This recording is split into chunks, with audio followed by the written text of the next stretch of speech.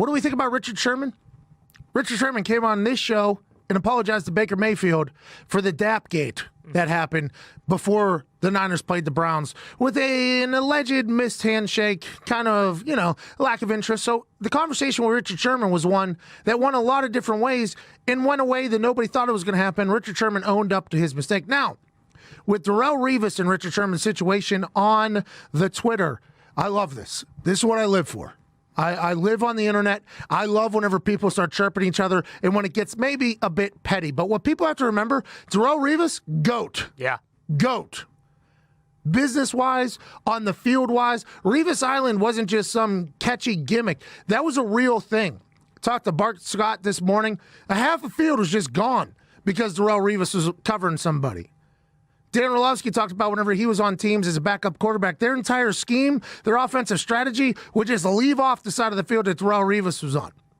He and Richard Sherman played two different styles. So the fact that Darrelle Revis probably got a little bit upset that at some point they said Richard Sherman's the greatest corner of all time because Richard Sherman proves it. Richard Sherman is a stud on the field. He locks people down. He picks the ball off in magical situations. He brought an entire attitude to the Niners. So whenever people say this is the greatest corner of all time, I think Darrelle Revis takes exception because Darrelle Revis doesn't do TV. Darrelle Revis isn't the most relevant individual right now. He's kind of disappeared with all of his money that he's made in incredible investments in himself and other things. But people forget about Darrelle Revis. So I think what Darrelle Revis was saying was, hey, put some respect on my damn name.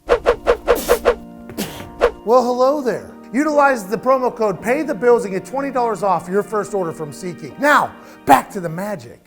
And what ended up happening was Richard Sherman obviously was the brunt end of that. Richard Sherman's not somebody who's going to back down like a bitch. No. Richard Sherman said, you're not going to say that about me, old man, basically. And they got into it a little bit, which I respect, but both those players are Hall of Fame players. Both those players have made their teams better. And Richard Sherman's in another Super Bowl, so he's got to feel damn good about it. Yeah, there's not a whole lot you can say. I mean, both those guys, obviously, you don't get to that position if you don't think that you're the best ever. Corners have to think they're the best ever. Right.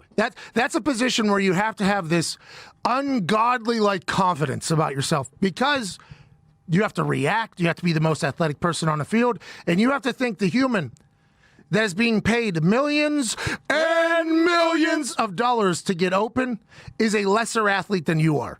And Darrelle Revis was the truth back in the day, and I think people have forgot that. And I think that's why he chirped off, because he said he was sick of, kind of sick of people forgetting about how good Darrelle Revis. Darrelle Revis also was a punt returner for a while. He returned a punt against the West Virginia Mountaineers that I was punting in, and he shook 13 players somehow when there's only 11 players on the field. Almost won a damn SB for it. I was the missed tackle number 10 of the day. So I have a lot of respect for Darrelle Revis. I also have a lot of respect for Richard Sherman, but I like that they got into it a little bit. That's